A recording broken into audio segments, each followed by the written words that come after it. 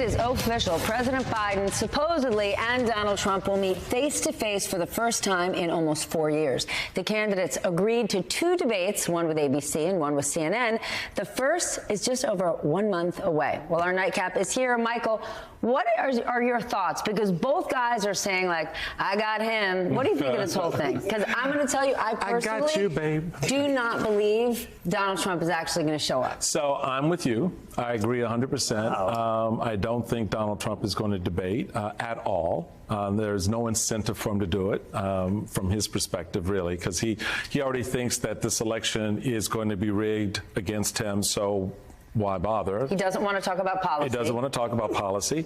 But to the Biden team, I give kudos and props because it threw everybody yesterday, as we like to say, everybody, for, right?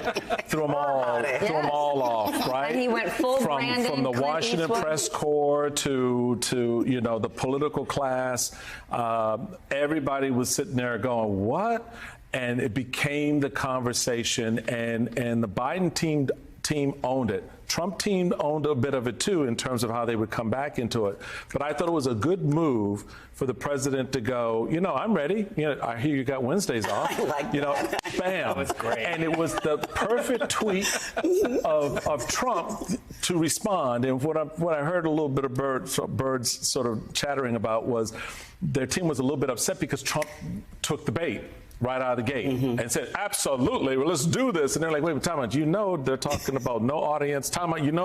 They're going to be cutting off your mic. And so when they look back at the rules, that's going to be the slide out the side door. Okay, but Nancy, I believe that Trump jumped in and said, yes, I'm going to do it, because for Trump, he also changed the media narrative. Right. He created a new story this week that didn't involve us talking about criminal defendant Trump. Suddenly, he was candidate Trump again. And could he be victorious? That's a big win for him. He doesn't even have to address whether or not he's going to debate, because he's going to find an exit strategy between now and then. He took the bait, and he did shift the strategy from people talking about the criminal case to that. Number one, he's a coward. So I think if he said he's going to and then doesn't, he'll look even more foolish. To whom? But he's done that.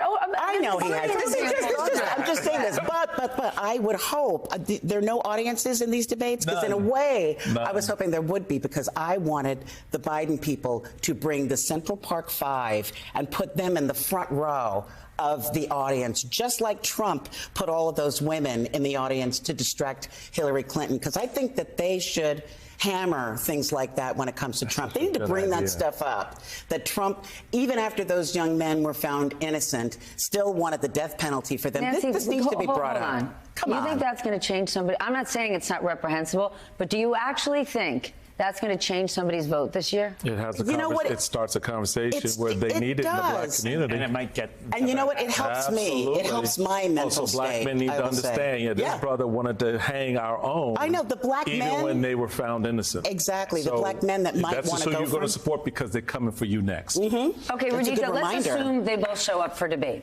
Is this an opportunity for Joe Biden to dispel this idea that, yes, they're both old, but Joe is sort of the weak, feeble one? Because that's what people like to say. Oh, but Trump, I know they're both old, but he's kind of big and strong. If these guys are standing shoulder to shoulder, that's an opportunity for President Biden, is it not? Absolutely. He is the sitting president. It's interesting that they're both presidents. Usually you don't have that in a debate, right? They both have been presidents. But I do think it's a big opportunity for him. The first one's in June, so it's before the convention. So it also just gets his voice out there in a format that he's proven to be pretty good at. And I think, he can remind people of some basic facts, like, hey, Democrats are here to try to protect your remaining abortion rights. What was that word, facts? Oh, yeah, right. Because there's a lot of, let's say, misunderstanding that still persists in our culture about who's responsible for what. And I think that Democrats have been running well on issues around reproductive rights, for example.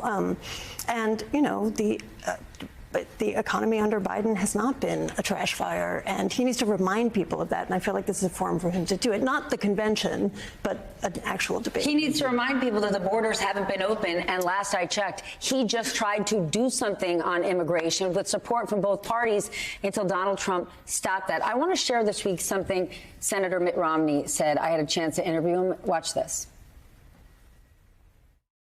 I think President Biden made an enormous error.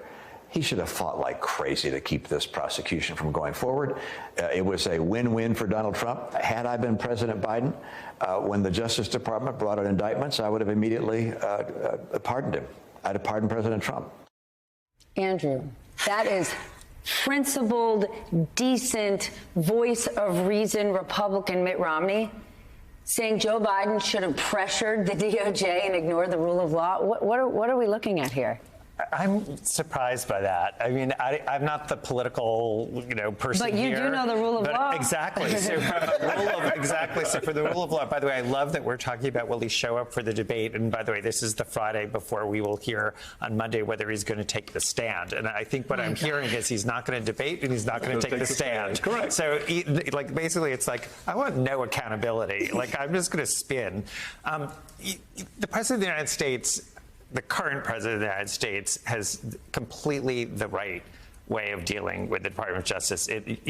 We can deal with whether we think the Department of Justice has acted properly, sufficiently, et cetera. But the one thing that you have to have for a democracy is it's got to be independent. You do not want the president sitting there saying, this is who you prosecute and this is who you don't prosecute, which is exactly what Donald Trump was doing. You have to weigh in on Romney's comments. You know this man. Yes, and admire him greatly, and was disappointed in that because history has told us how presidents fare when they pardon a former president. And that's one of the reasons why Mr. Ford did not have a first term. Right. And so the reality of it is the country does not look as kindly on that as we pretend to think that we do.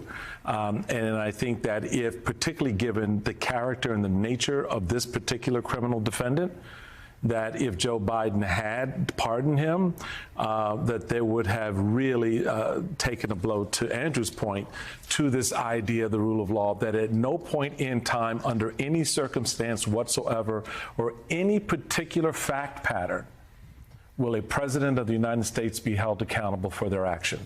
And that is the worst possible signal to send from any sitting president.